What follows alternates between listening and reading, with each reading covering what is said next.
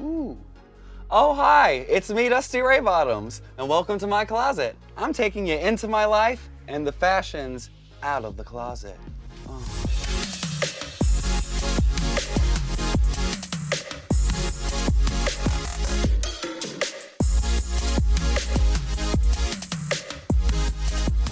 Living in New York City and doing drag is really tough because space is really tight. I'm lucky enough to have a 3-bedroom apartment.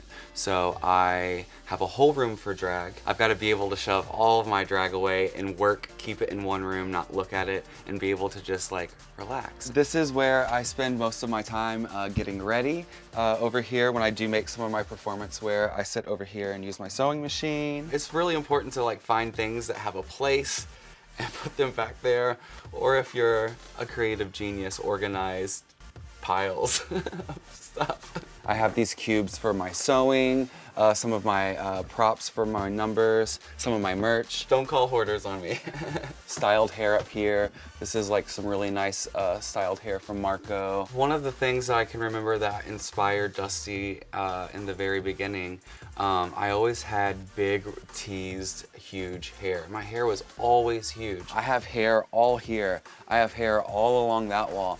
I probably have like 200 wigs in here. My grandmother, my bus driver, always had like 10 cans of hairspray in her hair. It was like the biggest blonde mess. Don't be lazy, clean your lace right after you use it. Glam trash, and I aspired to be that. The promo jacket that Florence Lee made me, we have here leather pants into this nice, awesome, kind of like a Wednesday Addams shirt with a leather jacket made by Florence Lee. It was one of my favorites. I love that one. I felt like Grease. I love a good leather jacket moment. Every color I have is outlined in black. It's just, I'm Lydia Dietz a little bit. This was my hat that I was gonna wear for Hats Incredible, but we haven't even worn her yet, and no better place for her than the wall. I sat down a couple of months ago and I was really looking through my runways from Drag Race and also my looks that I didn't even get to use for Drag Race yet.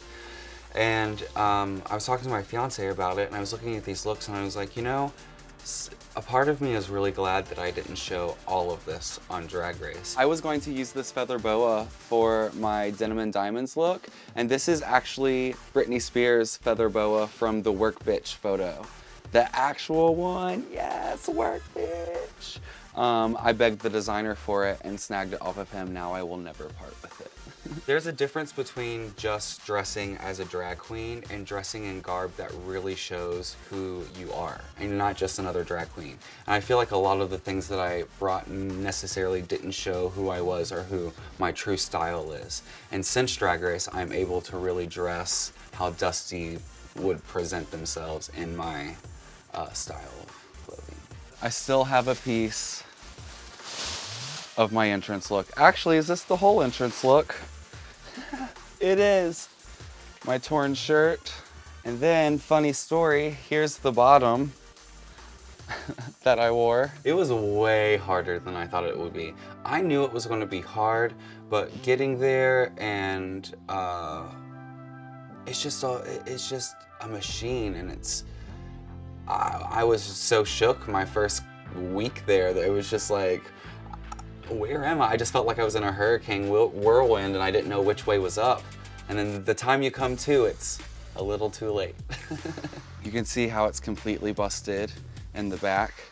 I bought it brand new. I put it on at the hotel, and in the car ride on the way over to set to walk into the workroom, the stress of sitting in the dress just ripped the leather apart. You might actually be able to see the safety pins when I turn if you look at me enter again, but God, I was so stressed when that happened. I was like, I can't believe this. My look just ripped before I walk in. Good times. I would absolutely have to redo the feather look. It was probably one of the worst looks on Drag Race ever. You know, that was, if you saw the sketch doesn't look like what I did. And it was one of those things, a perfect storm of things that happened. Oh my God, I'm triggered. I can't believe I still have these. Look at these, the terrible feather shoes. My hair got ruined by TSA. When I got to the hotel and opened my hair suitcase, there was that nice note where all my hair was picked through. So Blair and Cracker were literally helping me before that runway, trying to do something with that red wig, which was supposed to be an updo. And we ended up coming, oh, it was just like a nightmare. Like, things happened that weren't supposed to happen, and it is what it is, but give me another feather challenge. I would love to do it again. Here she is, all tucked away in the corner. But you get up close on her without the sleep paralysis face. This looks pretty cute, right? I was really, really proud of my Snow Queen look. I thought that was really great and it was a standout. This is my good old Snow Queen look from the last ball.